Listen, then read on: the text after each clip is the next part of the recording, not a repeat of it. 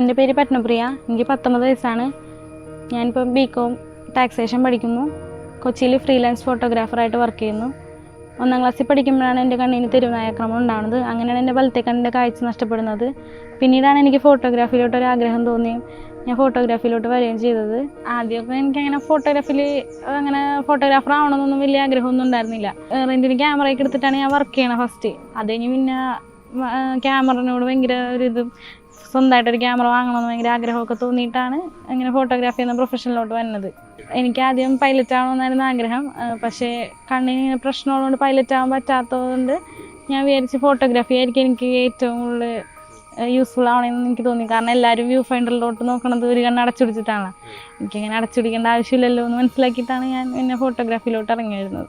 Wedding ഒക്കെ ചെയ്യുന്നുണ്ട്. ഇപ്പം അത്യാവശ്യം വർക്കൊക്കെ എടുത്ത് സ്റ്റേബിളായിട്ട് നിൽക്കും.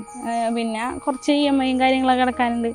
ഇനിയും ഒരുപാട് സാധനങ്ങൾ സ്പെക്കൊക്കെ എനിക്ക് വാങ്ങണമെന്നുണ്ട്. അപ്പോൾ അതിനുവേണ്ടി ഫണ്ട് കണ്ടെത്തണതും വർക്ക് ചെയ്യുന്ന കിട്ടുന്ന പൈസ കൊണ്ടാണ്.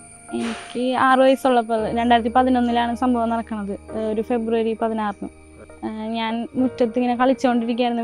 വീട്ടിൽ നിന്ന് കുറച്ചങ്ങനെ നീങ്ങിയിട്ടുള്ളൊരു സ്ഥലത്ത് നിന്ന് കളിച്ചുകൊണ്ടിരിക്കുന്ന സമയത്താണ് ഇങ്ങനെ തെരുവുനായ ഓടി വന്ന് എന്നെ ആക്രമിക്കണത്. ഞാൻ ചെറുതായതുകൊണ്ട് തന്നെ ഇങ്ങനെ എന്നെ മലത്തിയിട്ടിട്ട് കണ്ണിനെ കടിക്കുകയാണ് ചെയ്തത്.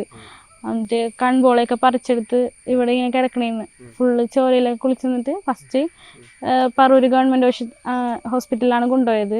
ഗവൺമെൻറ് ഹോസ്പിറ്റലിൽ കൊണ്ടുപോയിട്ട് അവിടെ നിന്ന് തൃശ്ശൂർ മെഡിക്കൽ കോളേജിലോട്ട് പോയിട്ട് സർജറിയും കാര്യങ്ങളൊക്കെ ചെയ്ത് അങ്ങനെ 2 പ്ലാസ്റ്റിക് സർജറിയും പിന്നെ 4 ഓപ്പറേഷനൊക്കെ ചെയ്ത് 6 സർജറികളും ചെയ്തിട്ടുണ്ട്. പക്ഷെ കാഴ്ച തിരിച്ചെടുക്കാൻ പറ്റിയില്ല. ഒപ്റ്റിക് നെർവ് ഇഞ്ചുറി പറ്റിയതുകൊണ്ട് കണ്ണിന് ഇപ്പോൾ കാഴ്ചയില്ല. ഒരു വലത്തെ കണ്ണ് കാണാൻ പറ്റില്ല. പണ്ടൊക്കെ ഭയങ്കര പേടിയായിരുന്നു. ഇങ്ങനെ കരയൊക്കെ ചെയ്യുമായിരുന്നു. കൗൺസിലിങ് കാര്യങ്ങളൊക്കെ ചെയ്തിട്ടാണ് ഞാൻ പുറത്തോട്ട് ഇറങ്ങുന്ന രീതിയിലായത്.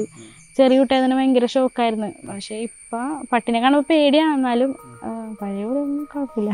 ഇനി 2 സർജറിയും കൂടി പറഞ്ഞിട്ടുണ്ട്.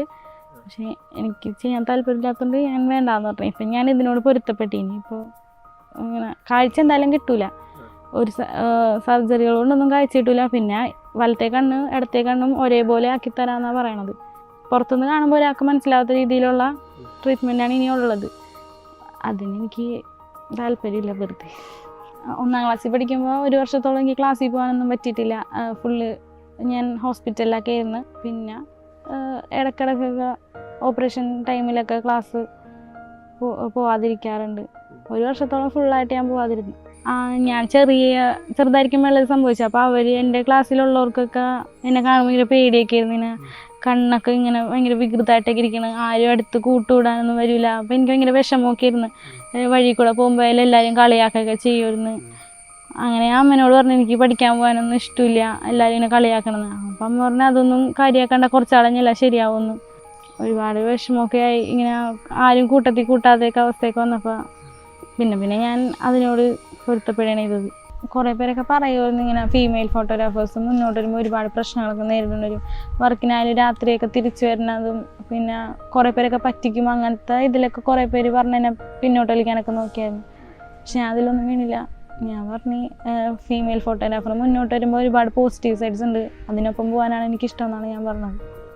ഞാനിപ്പോൾ BCom finance and taxation 3rd ഇയറിൽ പഠിക്കണം.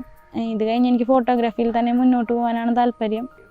ഒരു വെഡ്ഡിങ് കമ്പനി സ്റ്റാർട്ട് ചെയ്യണം, സ്വന്തമായിട്ടൊരു ഓഫീസ് ഇടണം, അങ്ങനെയൊക്കെയാണ് ആഗ്രഹം. 2030 ഇത് ഞാൻ നടക്കും എന്നാണ് ഞാൻ വിശ്വസിക്കുന്നത്. ഇതാണ് എൻ്റെ ക്യാമറ, സോണി A7M3. ഇതാണ് എൻ്റെ ഫസ്റ്റ് ക്യാമറ. ഞാൻ അമ്മയുടെ മാല പണയം വെച്ചിട്ടാണ് ഫസ്റ്റ് ക്യാമറ വാങ്ങണത്. 9 മാസത്തിനുള്ളിൽ ഞാൻ എൻ്റെ മാല തിരിച്ചെടുക്കാൻ പറ്റി, എനിക്ക് വർക്കൊക്കെ ചെയ്ത് കിട്ടുന്ന പൈസയും കൊണ്ട്. അച്ഛനമ്മയൊക്കെ ഭയങ്കര സപ്പോർട്ടായിരുന്നു. ഇങ്ങനെ ഫോട്ടോഗ്രാഫിയിലോട്ട് ഇങ്ങനെ ഇറങ്ങി ചെല്ലണം, എനിക്ക് ഫോട്ടോഗ്രാഫിയാണ് താല്പര്യം എന്ന് പറഞ്ഞപ്പോൾ പഠിത്തത്തിലൊരു ഉറപ്പ് വരുത്തരുത്, പഠിത്തം മുന്നോട്ട് കൊണ്ടുപോയിട്ട് ഫോട്ടോഗ്രാഫി കൂടെ ഒപ്പം കൊണ്ടുപോകുന്ന രീതിയിൽ ചെയ്തു എന്ന് പറഞ്ഞിട്ടാണ് വീട്ടിൽ പറഞ്ഞിട്ടുണ്ടായിരുന്നത്. വർക്കിനൊക്കെ പോകുമ്പോഴായാലും അവർക്ക് ഭയങ്കര സന്തോഷമാണ്. ഇങ്ങനെ ഒരു ഒതുങ്ങിക്കൂടി ഇരിക്കേണ്ട ഒരാളല്ല, സമൂഹത്തിന് മുന്നിലോട്ട് ഇറങ്ങി ചെല്ലണം എന്നുള്ളൊരു ചിന്താഗതി തന്നെയാണ് വീട്ടുകാർക്കും. ഇതുവരെ അങ്ങനെ ഒരു റെസ്ട്രിക്ഷൻസ് ഒന്നും വെച്ചിട്ടില്ല. വർക്കിന് പോകണ രീതി എന്തിനായാലും എൻ്റെ ഇഷ്ടങ്ങൾക്ക് കൂടെ നിന്നിട്ടേ ഉള്ളൂ. വീട്ടിൽ അച്ഛൻ, അമ്മ, അനിയത്തി, ഞാൻ. ഇപ്പോൾ വിദ്യയാണെന്ന് പറഞ്ഞാൽ എനിക്ക് മാറി നിൽക്കാൻ എനിക്ക് താല്പര്യം ഉണ്ടായിരുന്നില്ല.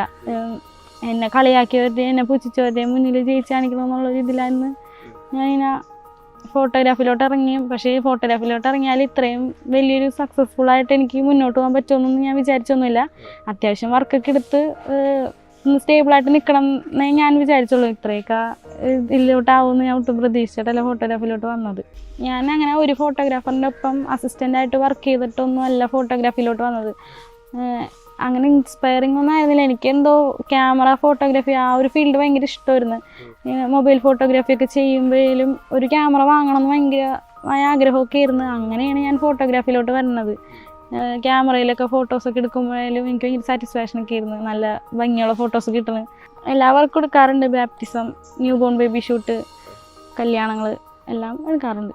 എനിക്ക് സ്വന്തമായിട്ടൊരു ഓഫീസൊക്കെ ഇട്ട് ഒരു പ്രീമിയം വെഡ്ഡിങ് കമ്പനി സ്റ്റാർട്ട് ചെയ്യണം എന്നാണ് എൻ്റെ ആഗ്രഹം. പിന്നെ പുതിയ പുതിയ ക്യാമറ എക്യുപ്മെൻറ്റ്സൊക്കെ വാങ്ങണം.